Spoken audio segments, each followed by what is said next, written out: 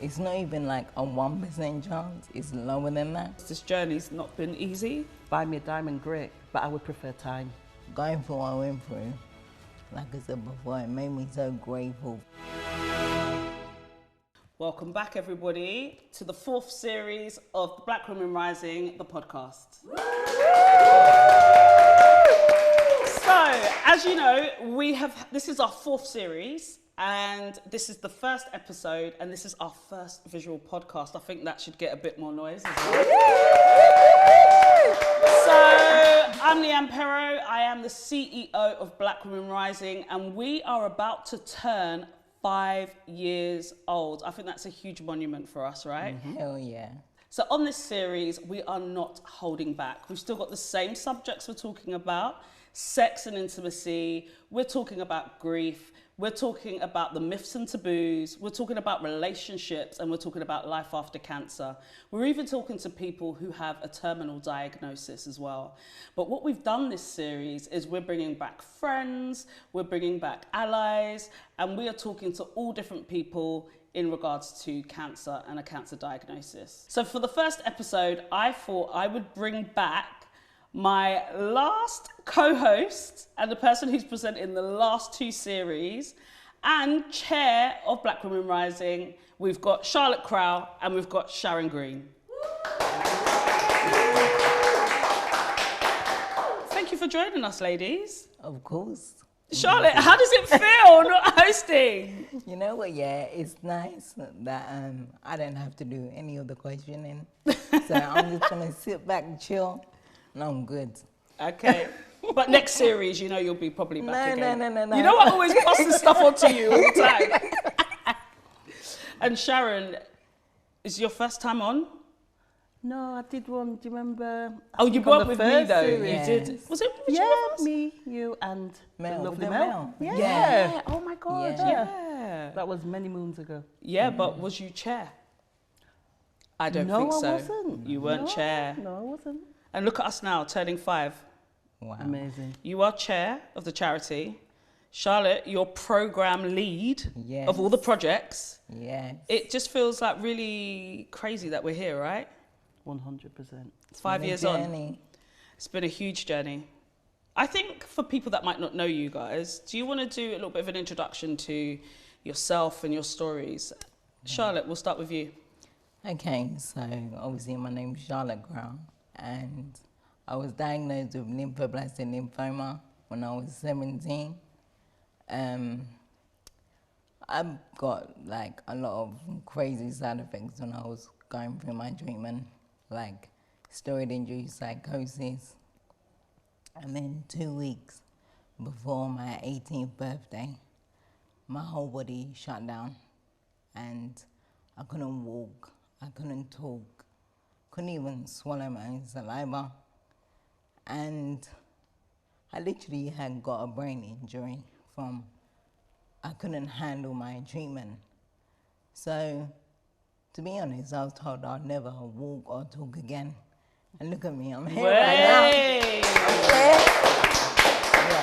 Yeah. And this was in 2007. So, in April, I will be 14 years Look at that. cancer-free. So, 14 years yeah. cancer-free. So proud of you, man. thank you. Yeah, it's been a journey of ups and downs, and being a part of this charity has been a huge healing process for me. So, yeah, I really enjoyed everything that I've kind of gone through, and it's been a thing where I feel like even though I went through like a bad experience, from it I have grown so much as a person. I've learned to love myself, and I'm just grateful to be doing the work that I'm doing. As program lead. You make me like burst with pride. Like, Thank you. You are such an inspirational force of nature, and you touch so many people's lives in ways you will never ever understand, and I don't think you know it. I go around and people don't ask for me. They're like, "Where's Charlotte?" That's just the truth. Do you know what I mean? And you're such a special human being, and we are so grateful to have you on board. But I think your story is such a testimony as well, at such a young age, having the side effects and it's rare, right? Oh, extremely rare. Extremely I was one rare. of the first people in the UK to even get this side effect. So it's not even like a 1% chance, it's lower than that. Gosh. So I know I'm less than a 1 in a million. Yeah, you know? well, we know that. So yeah, Yeah. I'm just happy to be here and grateful that what happened to me didn't hold me back. Yeah. So yeah. Inspiration, honestly. Thank you. I'll be talking to you a bit more about that later. Sharon. Me? Yes, more. Sharon, my confidant.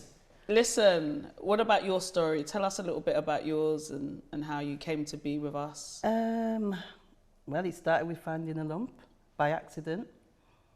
Went to the doctors, snowballed. Next thing, stage 3, breast cancer. What a journey, is all I can say, what a journey. But I have to say, I am glad I had that journey. I'm not saying, cancer's a blessing, anything like that, because it sure isn't. But for myself, it taught me to love myself. I never realized I was just existing. Now I'm living. Big difference. I never really knew, I think, how to love myself, because I think we live in a society where we're told if you love yourself, it's, you're quite selfish, you're, this, that and the other. But it's not. You have to have self-love. Yeah. It's so important. And my cancer diagnosis, I had to flip it, because if I sort of stayed in the place that I was, I'm not quite sure where I would be now. Yeah. So for me, it really did open my eyes and my life. Black Women Rising, what can I say? It gave me a voice. It gave me even more of a purpose. Like you've heard me say many a time, I've done many in an interview and things like that. I've always said I feel like an Avenger. Yeah. Yeah, I feel like we're kind of like the Marvel kind of Avenger, It has been such an amazing journey to be part of it, to see it grow to where it is now. You asking me to be the chair was like, my line, who, me, kind of thing. Yeah. Doing the support groups, things like that. It's amazing. Yeah. Absolutely amazing. Thank you Yes. so much. And also just thank you so much for giving all the time that you do. As the chair of trustees, you have to spend a lot of time with me and decision making and all these other stuff. But one thing that you've been instrumental for me in being is in my confidence to know I can lead the organisation effectively. And I'm really, really thankful for you for just the belief system that you've helped build in me. Oh. Oh God, I don't want to get emotional. Listen, don't start me up. I've not cried once doing this. I don't want to cry now. We've got to break that. No, I don't want you to. Fuck off. But just the belief system, because sometimes it's not there. So yeah, I don't want to cry. Sometimes you have to. People don't realize the magnitude of what they've done, and sometimes it's for other people to remind them. Like yourself. Where the tissues? And unfortunately, I know you've had sort of a lot to deal with from outside issues, people, things in the community and that kind of thing. But girl, you just walk with your head high. You walk with your head high. You're here thanking everyone else. Now it's our turn. You just want me to cry, don't you? Now it's our turn to thank you. And I'm so glad I've got this platform to do that. Thank you. You're a force to be reckoned with. And don't let anyone take away your shine. Trust me. Anyway, I'll wrestle him to the ground anyway. Thank you. Right, can I get that tissue? Listen, I don't want my makeup to run. Thank you. Oh, my job's done. I knew when I saw you two that I'd start doing this, And I think it's because you lot have been there from the beginning. And I think it's because this journey's not been easy. We know. And you two have had to sit there with me many a nights, many a mornings, and just help deal with the shit. that comes. Oh God, it's not doing anything. But yeah, you know, and I think that's what this podcast is about, isn't it? It's about people seeing the realities behind everything that happens. And it's like, you can have a diagnosis and you can take so many different, you could take so many different paths after that diagnosis, whether you're a family or friend of someone who's gone through it, or whether you're a person who's gone through it yourself. You can go through the diagnosis and go off and lead a happy, healthy life. You can go through the diagnosis and dip your toe in a little bit, do your awareness bits and bobs, but still get on with your life. Yeah. Or you can turn around and say, actually, I'm going to dedicate a life of service to help others. And all three of us have done that, but still have to navigate your lives at the same time, but also have to navigate your own journey of having that cancer diagnosis. Yeah. And we talk about it all the time, right? That having a cancer diagnosis, just because you're told you're in remission, life doesn't stop.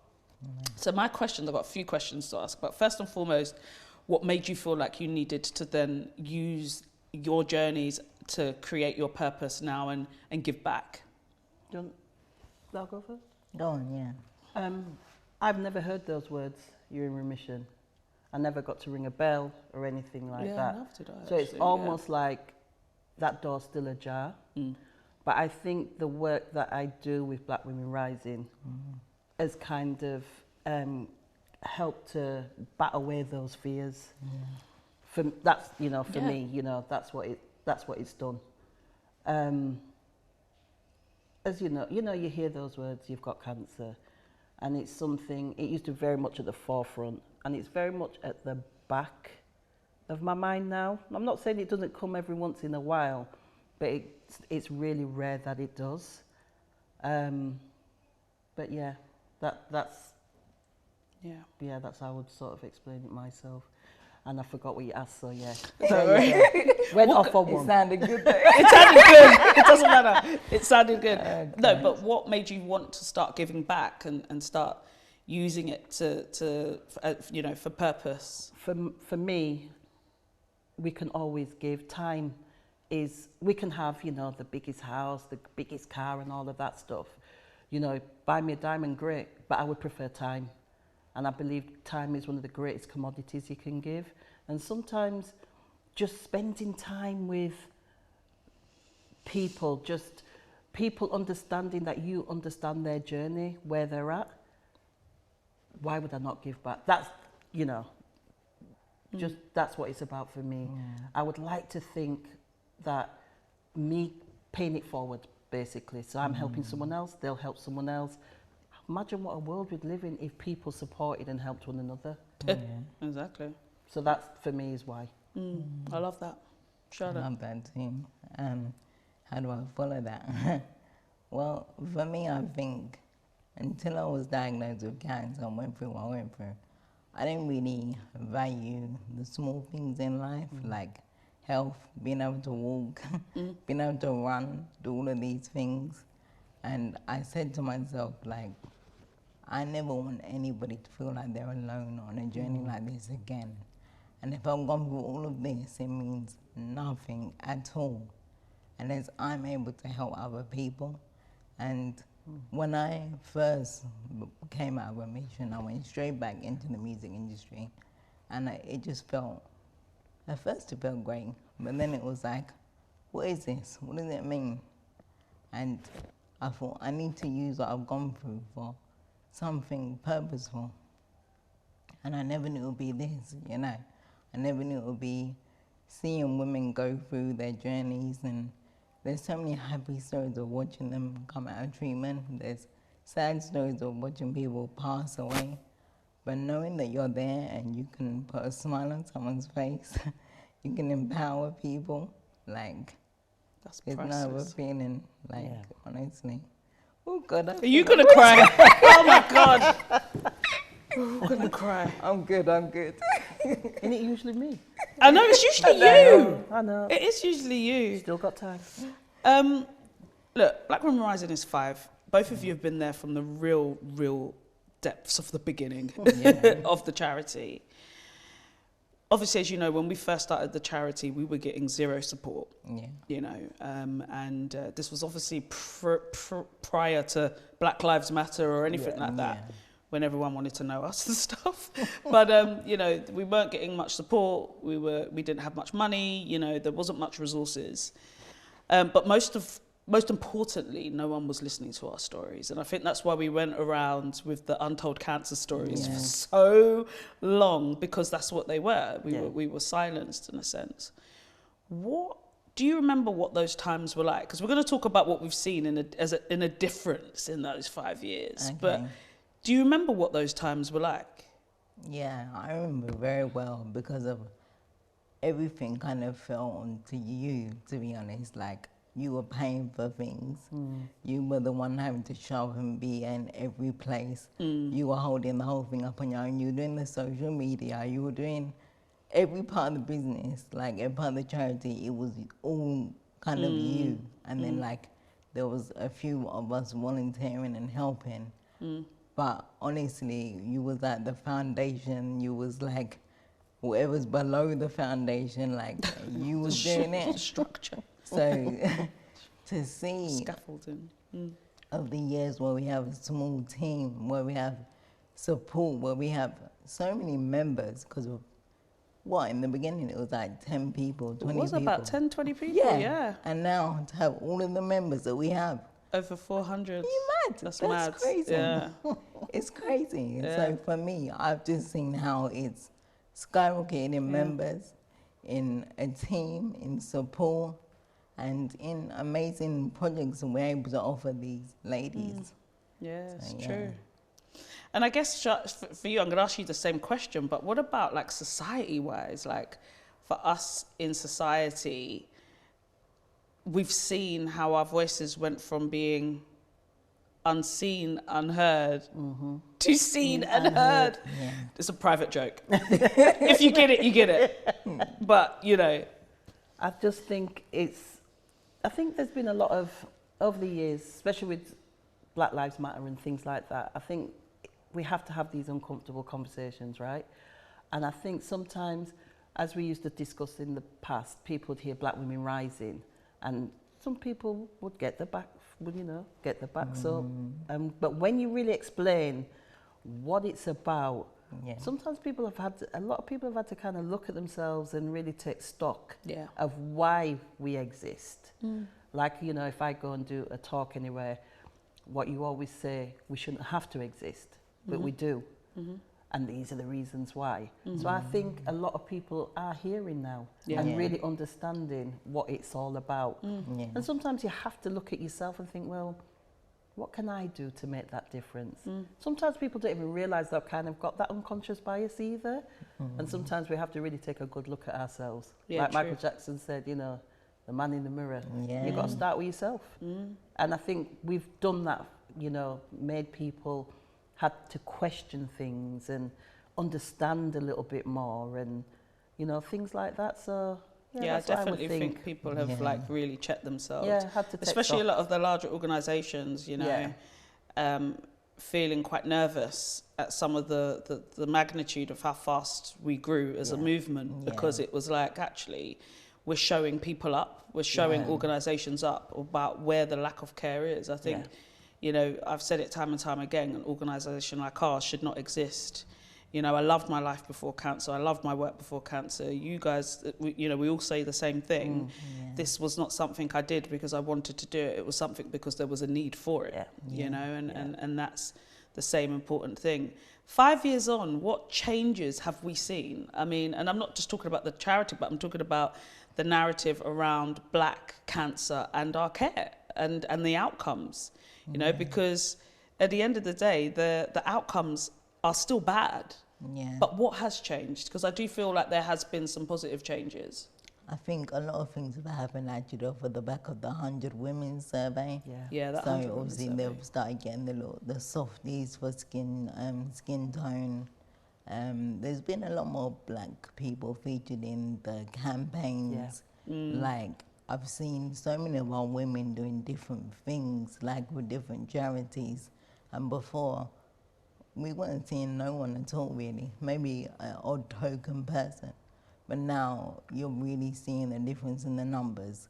And like you said, our voices are kind of being heard in that respect. People aren't as scared to share their stories. Yeah. Yeah. You're so right. And you know, we're sort of being invited into onto certain tables now. They want to hear the discussion. They know there's a change. I know change takes time, but I'm feeling quite positive because we're getting to start being part of that change. We need still, obviously, there's a lot more to be done. Yeah. But the fact that we're sort of being included somewhat is down to what you've started. What we've pushed. I love the way you always say we. Yeah. I do. No, but it's the truth. No, I couldn't do it on my own. She says we all the Yeah, time. it's but true. she gets very uncomfortable, does Leanne, when I say you. Doing up my buttons. Yeah, you can fiddle as much as you want. But seriously, I've got you in such a place now. No. You have to really understand you started this. Yeah. We've sort of grown off your... The You know, hard like work you in know, I the like to beginning. talk about in analogies, right? So Yeah. you've got your tree. You're the. I don't say you're a stumper rope, but you know, you've got your tree, and we're the branches and the leaves that have grown from that tree. And I just need you to remember that. I need everyone that watches this podcast to understand that you really did start something that we've just helped you to grow. Yeah. Yeah. Please never lose sight of that. No, I know. All right, I'll shut up again. I won't bring it up The thing again. is, I am Bring that it up type of tomorrow. person. You know me. I just it's because I can't. I never take it. Not because I'm not good at taking compliments anyway. I'm not. It's just not me, and I can't. I don't think I'll ever get comfortable with that. I feel like the thing where I find it difficult is because like it's just is naturally me. Like I said, I set. Movement Factory, I set up from a young age. It was very naturally me to go from being the dancer in the dance class to setting up my own dance. It's just, I'm so bossy and controlling. I like things my way. Do you know what I mean? Let me set my own one up and do it this way. And I guess it was the same with Black Women Rising. The support group, that I walked into, which was full of middle-aged white women who were absolutely lovely, by the way. Yeah. It's just that the person who ran the group turned around and asked me what I was doing in there. Yeah. And do you know what I mean? When I turned around and I was like, I'm here for the group. And she said, are you here for your mum? And I thought, yeah, you're right. I shouldn't be in this. She was lovely and she apologized. Yeah. But she was right. I was, 31 by that time, and I shouldn't have been in that group because there should be a group for younger women. And not only that, how comes there was not one black woman in that group? Yeah. So then, you did exactly the same for me as I did with the dance. I set it up and it is just like naturally in me. And I think that's why I do find it hard sometimes, where I have been faced with some shit from lots of outside forces setting up this charity. Because unfortunately, what people don't understand is with the charity stuff, it's exactly the same as if you were running a business. Yeah. It makes no difference. The experience I've had, if I ran a profitable business, could be something, let's give an example. It could be a business I set up selling hair, for example, versus setting up a charity. It doesn't matter, it's a business, okay? So it's still run the same way. You still have to keep on top of finances, you still have to pay people's wages, you still got to do what you're doing, all right? Operates practically the same. So you still get the same shit from outside of that, which is a lot of jealous people, a lot of people questioning why the charity exists. And then you've got the racists, and then you've got the trolls. And then you've got, do you get what I mean? So it's been layer upon layer of stress. So in a sense, it's hard to take the compliment because running this charity humbles me every day. Do you get what I mean? It humbles me because it's like, it's not easy. And then you have to deal with the deaths and the griefs. Funeral yesterday. Invites to more funerals to come. People are dying. The outcomes for our community are getting worse. Do you know what I mean? It's like, what do you do? Do you know what I'm saying? It's like, so it is hard for me to take a compliment because I'm still very much in the rat race of what do we do next?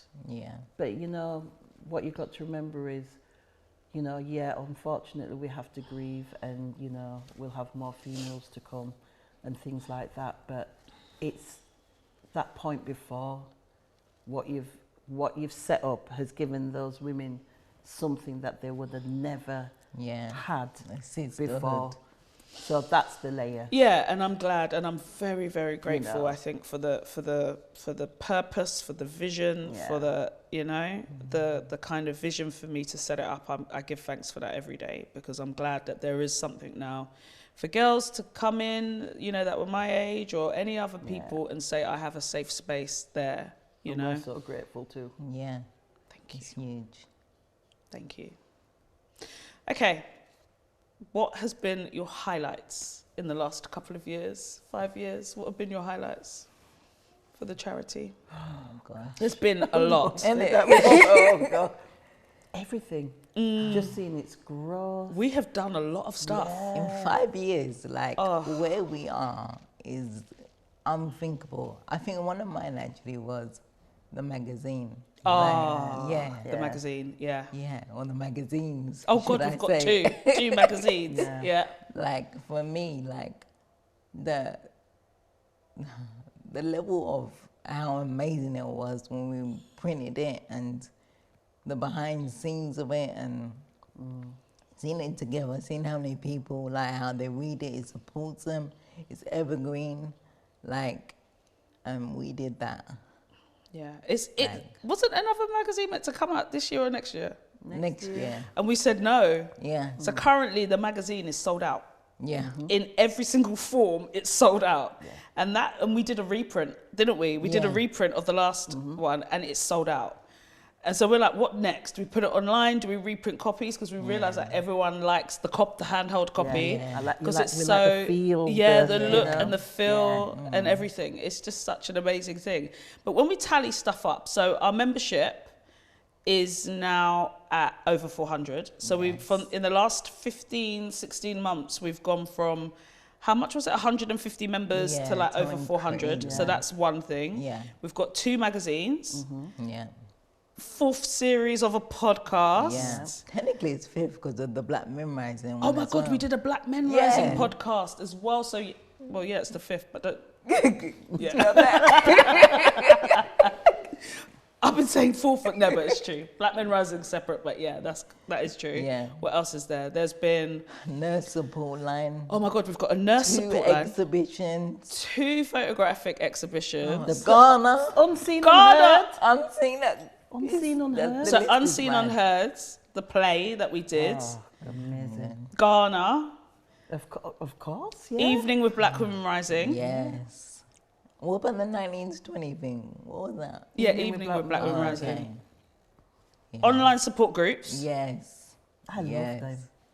Online support we groups. Had one last night. Oh, it was great. It was. I have to say it was Coffee great. mornings, supper clubs.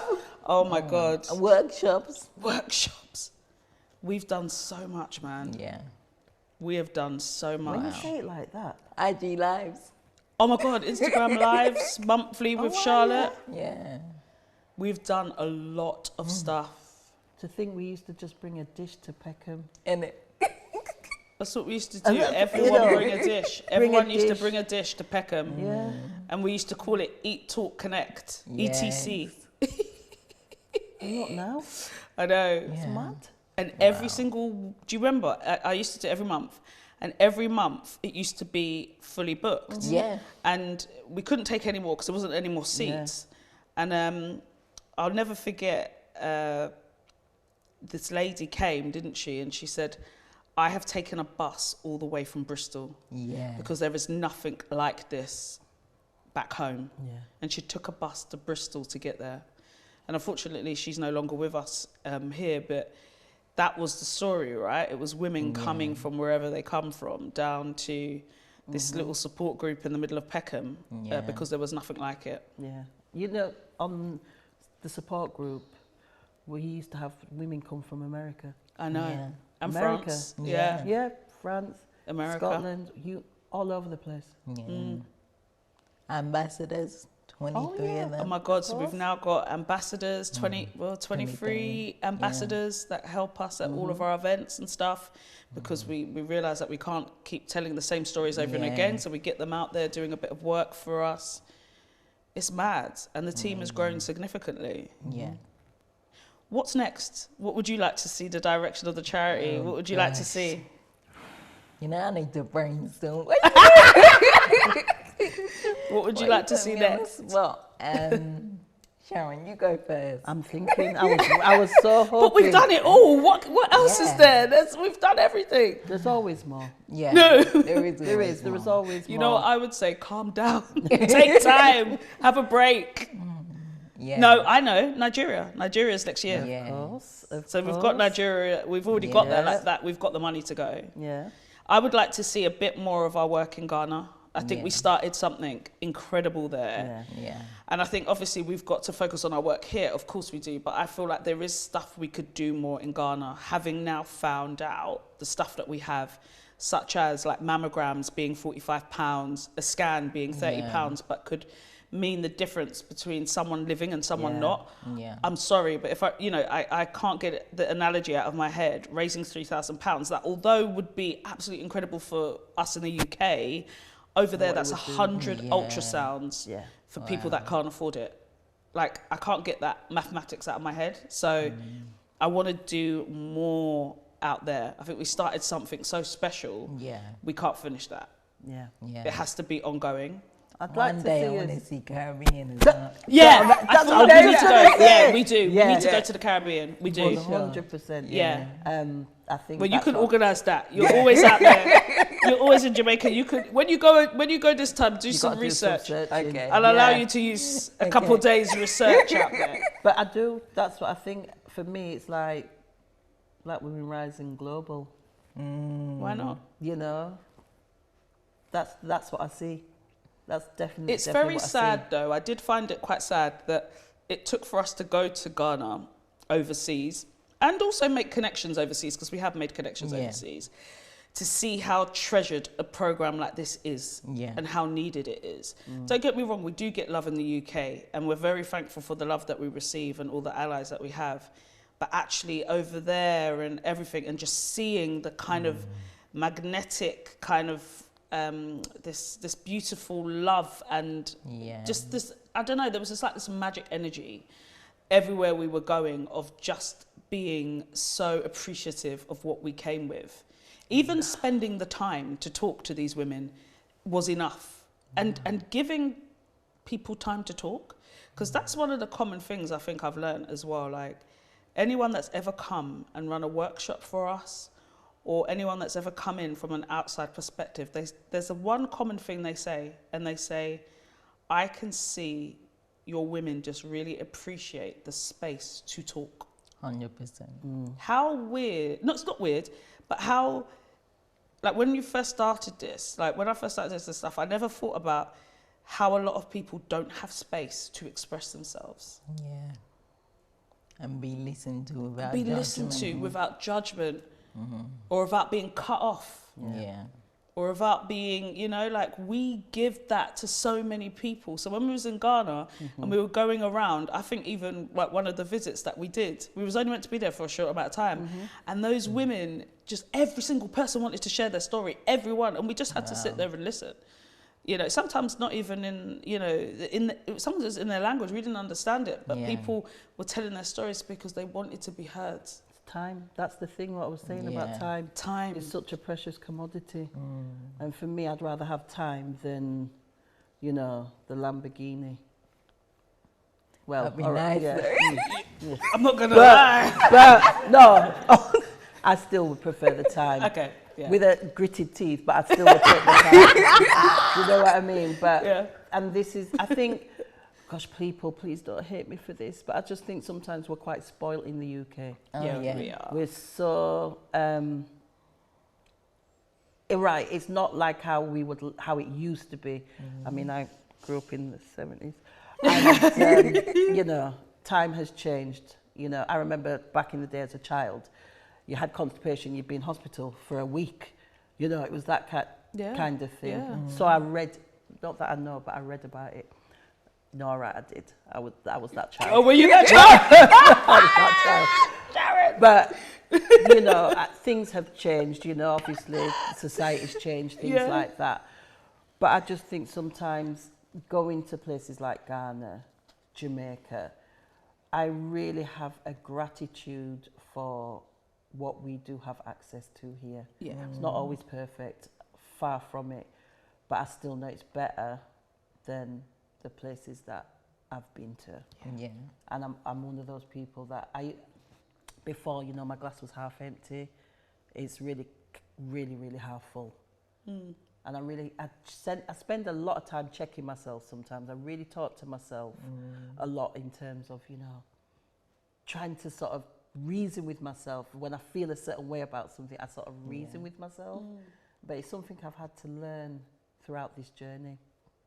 And I'm blessed for that. I feel really grateful for that.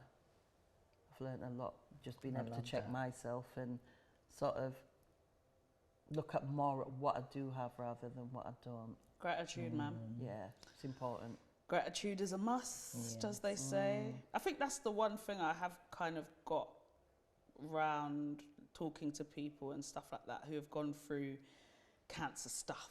Yeah, because there's lots of stuff in cancer, isn't there? Is the fact that it gives you a new profound sense of gratitude for what you have. Yeah. And it's a hard thing, because I was talking about like when we talk about like loved ones and cancer and, you know, going through things, and unless just you've been through it or been, you know, side by side with it, you just don't know what that journey is. And so finding connection with people that can understand that is really important, because no one's going to understand those times you wake up in the night and you have the night tremors because it's you know, you're repeating things that have happened or what might have been, or the worry about the cancer coming back because that's all you ever see in the news and in the newspapers or with loved ones online. You know, no one's going to understand that more than someone who you've been through it with. And I think that's why relationships change a lot, you know, after cancer, because you're just, you're not the same person. Yeah. And I don't think any of us are the same people. No, definitely not. I was 17, so I hadn't actually become an adult yet. And I don't know what that was going to look like, but I felt like I was so, I don't want to sound ungrateful, but as a 17-year-old, I was very happy-go-lucky kind of thing. So going through what I went through, like I said before, it made me so grateful for every aspect of life. And I don't take one thing for granted at all. I know. Nothing. Yeah. I love that. Okay, what's next for you both? Forget about Black Women Rising. Forget about me. You guys, what is next for you, Sharon? Yeah, me. Yes. Oh, gosh. Be happy. I'm happy, but be happier. Sort of, I don't know. It's kind of, I have 4 children. You know, the eldest is 34, the youngest is 11. Yeah, should have been reading my Bible, but there you go. You know, and then there's the 2 in between as well. But it's kind of wanting to see them achieve. Yeah. That's what it's about for me, you know. Oh, I should mention my husband. Oh, yeah. I forgot about him, sorry. Because they were amazing. All of them were so amazing when I was going through what I went through, you know. The little one was only 4, you know, and I remember, because I had really long locks, and I remember when I was bald and he had locks, and he was like, do I have to cut my hair too, Mummy? And I was like, no, son. You know, so it's those, I'm about creating memories. You know, I'm always talking about creating memories. I just think it's so important to create memories, because even, you know, God forbid, got Alzheimer's, dementia, you still have those memories that come back. That's why it's so important to create memories. Yeah. So for me, creating a lot more memories. Good creating times. memories. Yeah. Good times. Yeah. That's good. Charlotte? For me, like, my biggest thing is about self-awareness. And like everything I do is just about self-awareness. So just delving further on that journey. More time like in hotter climates because it just feels good on my body. And yeah, just elevating myself, I guess, enjoying life and yeah, being the best person I can be.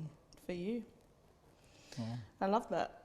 And okay, so you guys, you don't know anything about the podcast and the guest. Oh, actually you do, because you were sending all the prior to the podcast notes. Okay, but what would you like to see some of the conversations on here? Because you know the guests, but you actually don't know the conversations that I was going to be having. Okay. So what do you want to see more talks about on these podcasts?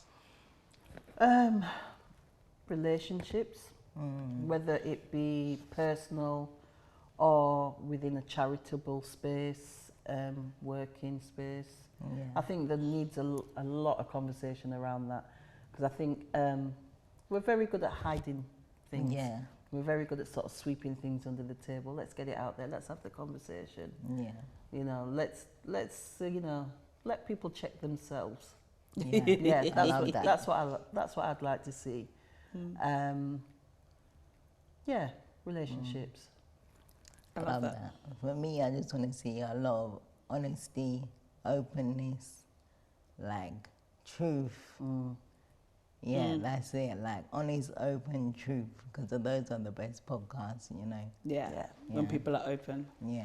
All right, I'll try and live up to your expectations. You I guys know as the you first will. one, so I'll try. Okay, listen, bought some of my favourite cards with me because I'm going to be doing this with every guest. Okay, so Charlotte, you know these cards. Yeah. Well, you know this one because you gifted it to me, right? But I'm actually bringing these cards, and I want every single person that comes on the podcast to do these cards. So you can pick one. So you've got an affirmation in one, and then you've got a statement / piece of advice in another. They're completely shuffled, and you're going to take the first one that you see on the top. So what one do you want to do? You can choose one. I want the miracle one because I know the other ones. You know all these ones? Okay, cool. And Sharon, what do you want?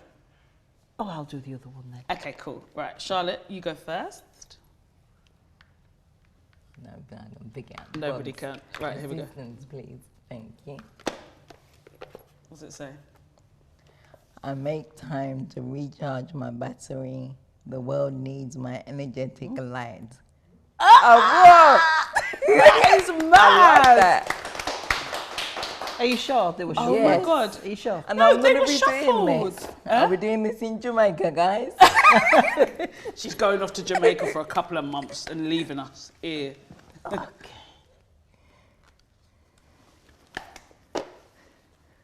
Oh, wow. Go on. I live each day feeling confident and grateful. Oh my God. That, did I did! I don't I'm going to choose one. I'm going to do Yes. one. I'm going to do one. Yeah. Okay, what do I want? I'm going to go with this. I'm scared to do these ones because sometimes they tell you off. All right, here we go. Oh my God. I measure my success by how much fun I'm having. Yeah. Guys, I got 2 by accident. You gotta read the it. other You one. gotta read it. No, wait, 3. It's not Oh an my accident. God. They're not accidents. It was supposed to. Yeah. Okay. I allow people to witness their behaviour so I can help them move beyond it. That is very. Oh my God, yeah. that's actually a really true one. You Yeah. know? I'm not reading that one. I'm not reading that last one. I'm talking about intrigued that one now. off Yeah, camera. me I'm too. intrigued. Yeah. You can't do Do that. it. The podcast people They're gonna want to wanna know. know. Everyone wants to know. No, guys, I'm not reading this one. Let me They're read gonna it. wanna know. Let me read it. I'll read it out, but don't put this onto the podcast. I'm not reading I'm not reading it. I don't like this one. Now I wanna know. But what it's it bloody says. true, but I don't like it. Oh my God. Go on, go on.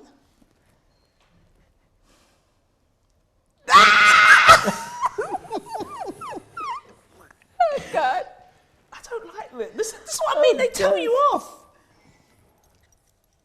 The qualities I dislike in others are disowned parts of myself. No. Go away. Okay, I see why you didn't want to read it. Don't put it on there. No, you can. Okay, so it would not be a Palmer's podcast without giving you guys, of course, some Palmer's goodies. Oh, I love the Palmers. Thank you. Those are for you two. Oh, thank you. And I just want to say, again, just a massive thank you. This episode has been emotional, but it's just been such an amazing opportunity, I think, to just reflect back on like how far we've come. I feel like the next 5 years is going to be such a magical time for the charity. Whether I'm here or not running it, I think what has been set up with you guys as help, like with all of you lot's help actually, just I think is something now that's gone beyond us, and actually it's about the people that we serve. And I feel like that separation that I've been able to do, where this is not mine anymore, this is the community's, has really helped move the charity forward. And I think both of you have really, really helped with that, you know, because I feel like that's the direction that it needs to go. But I feel like here's to another 400 members, another how many magazines, another how many series of podcasts, and more plays, more creative stuff to get the message out there and spread the word. And just thank you for being by my side and being really, really loyal in a space that at times has been quite disloyal towards me. You've stood by my side and been an absolute rocks, and I just really, really appreciate and love you both. Thank you. We love you too, I Lee. can't believe I didn't cry. How did I not cry?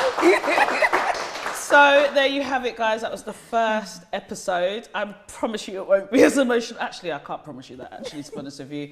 But join me next week when we will have our second episode with a very, very special guest. Thank you.